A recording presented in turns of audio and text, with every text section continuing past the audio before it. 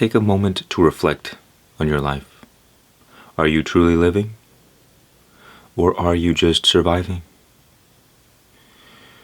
When you really tap into how you feel about your life, that will give you the greatest indicator of whether or not you're on the right path, or whether you are betraying your soul.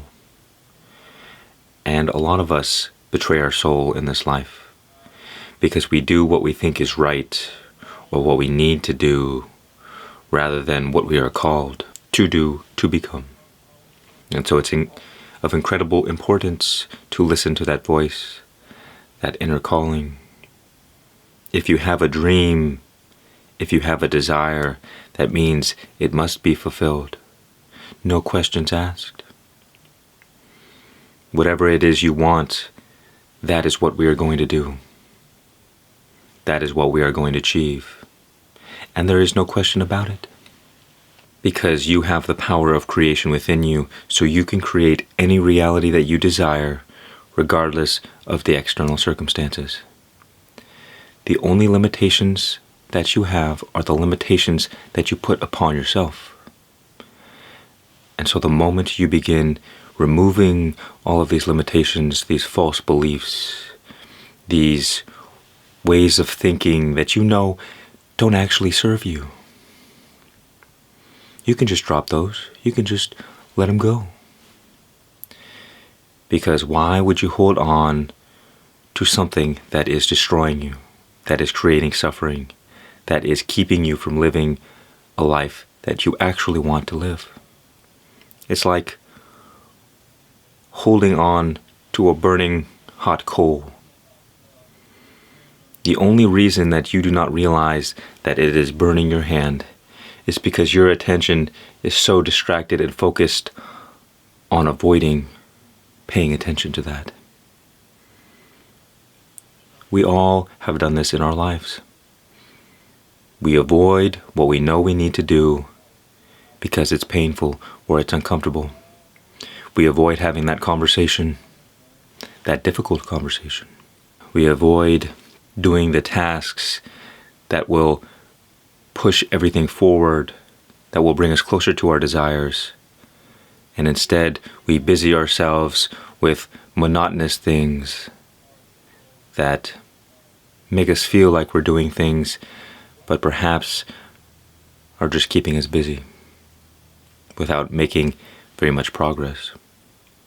So this is the time to get focused, because without focus, that creative force within you, this consciousness, this energy, cannot do its job as effectively. In order to create, there must be intense focus for a consistent period of time. The reason that we run around in circles and get nowhere is because our attention is always scattered. So we create a little bit over here and create a little bit over there, but nothing really gets created.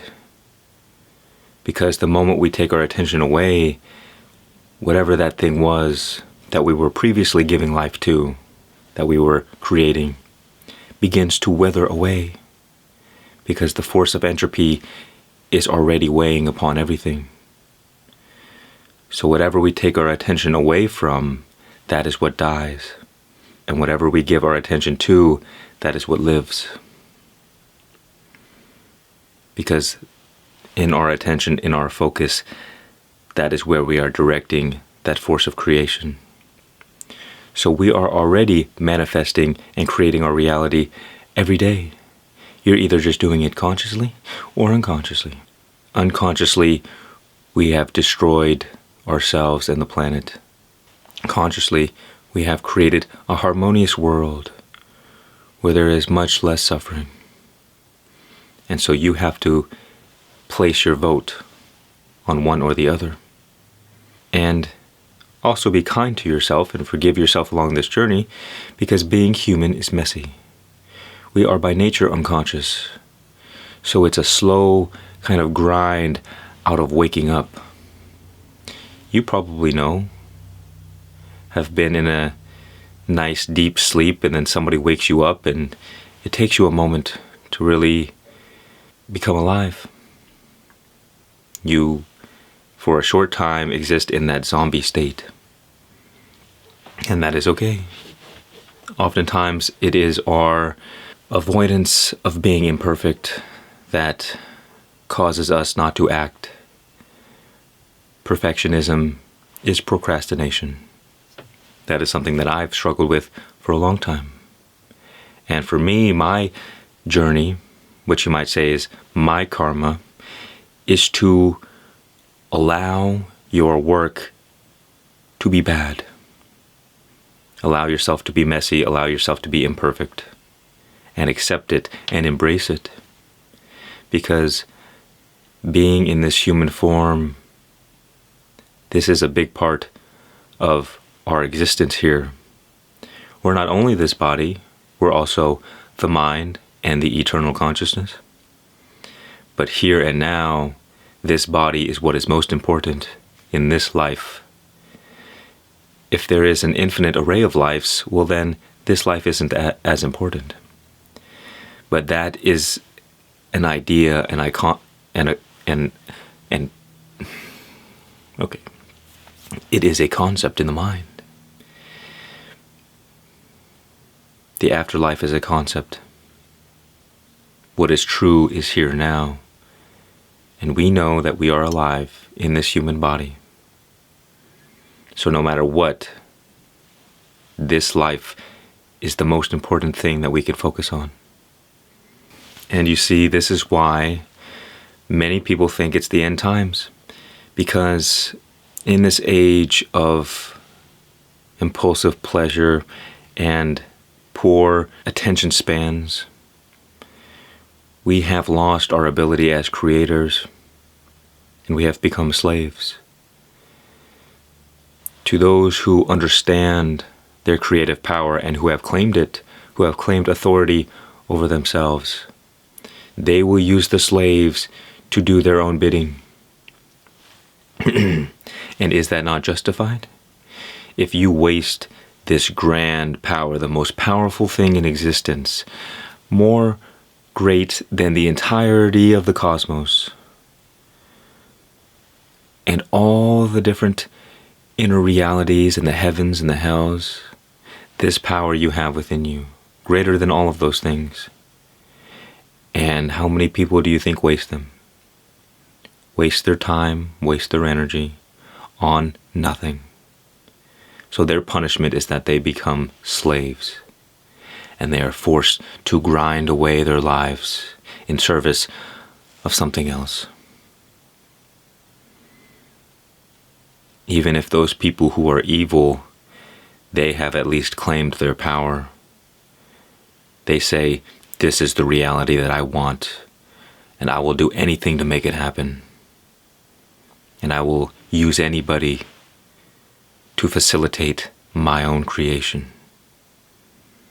And the universe says, well, you've claimed your power, go ahead. Our value is directly determined by how well we can focus our energy. And that is how well we have mastered our mind. Most people are ruled by their mind and are therefore ruled by the system, or by the elite, or the reptilians, or whatever you want to call it. So you really have no choice. You either live a slave, or you recognize your true power, the unlimited God power within you that has the potential to do and create anything that can be imagined, as long as it is within the bounds of the physical reality. And we don't necessarily know that. We don't know the limits.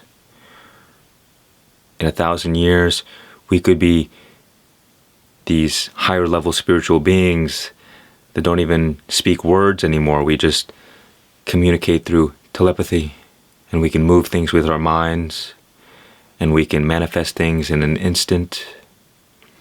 We have no idea the miracles that human beings are capable of creating. If only we realized our true power. And that is why this is the great age of awakening, because we are awakening to this power. And as the collective consciousness wakes up, the whole world will begin to change and reflect this change in consciousness. And so whatever you think about, oh, the world seems to be going down the toilet, it's headed for destruction. Everything can change in an instant. And so too in your life, everything can change in an instant. Because this eternal source, this consciousness, this creative power, it is here and now. There is no time here. And so it is the moment you wake up to this in which all of your power is unlocked.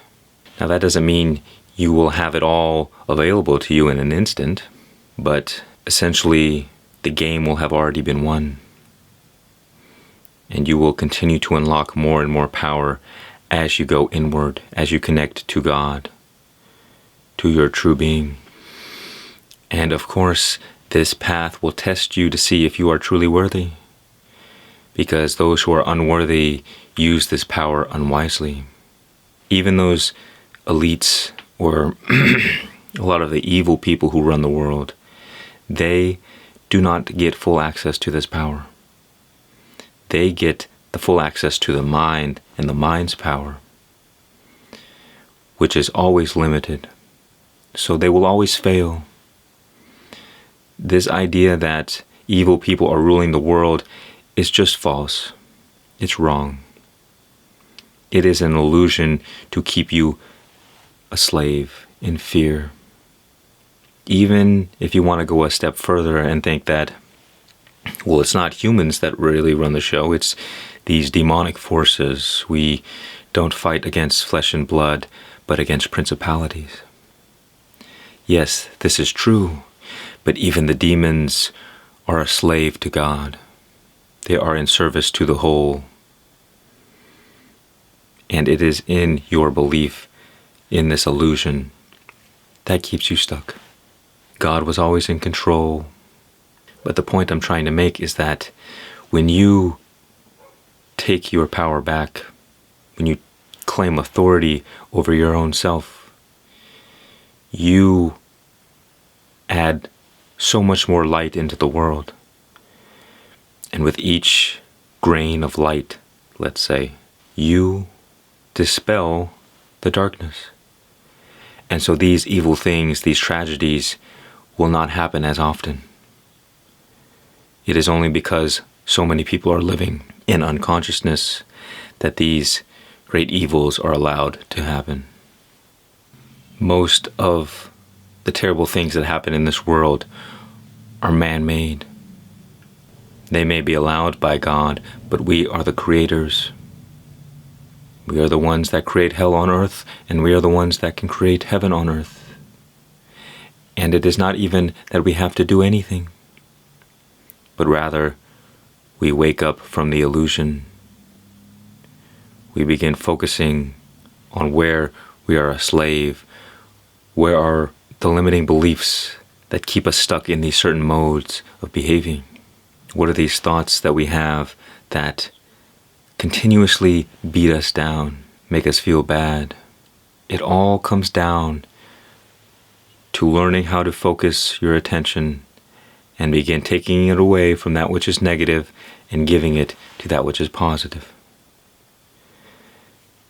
And even a step further, you can neutralize all negative experiences by remaining as the non-attached awareness. So you do not contribute to evil or darkness or negativity, and you only contribute to that which is neutral or positive. This way, you can be a force of good in the world, just by you being alive, not by you doing anything. That is the mistake that most people make, is that I'm going to go out and make the world a better place. But who are you to do anything? To shift the balance of the universe, to change what always has been, that the universe And existence has always been balanced, and it will always return to equilibrium no matter what we do. In terms of the ego identification, the idea of making the world a better place is completely an illusion. It's false. It doesn't exist. It's never going to happen. Don't waste your time going down that path. But instead, the moment you take away your attention from the mind and give it to consciousness, give it to being, give it to God, you will not have to do anything, and you will make the world a better place. As a mind, you cannot do very much. But as the source of all creation, there is nothing that you cannot do. But all you have to do is wake up. Refuse to live in unconsciousness. And one great way to do this is to embark on a journey of self-discovery. Every moment is teaching us something about us, even if that experience is bad, even if we are engaging in addictions or self-destructive behavior. Rather than avoiding these things and being in fear and torturing our own selves, bring into these situations your consciousness, your awareness. What are these things trying to tell you about you? Because in the darkness, that is where all of the gold is found. That is where all of the riches can be unearthed. So use the darkness as a tool for reaching toward the light, for waking up. Use any suffering that you experience for awakening. Because as I said before, all things are in service to the whole, in service to God. So it doesn't matter what happens. Everything that does happen can be used by you for your highest benefit, for your greatest character development. And that requires you to take control of your attention, your focus, and choose what you give your energy to.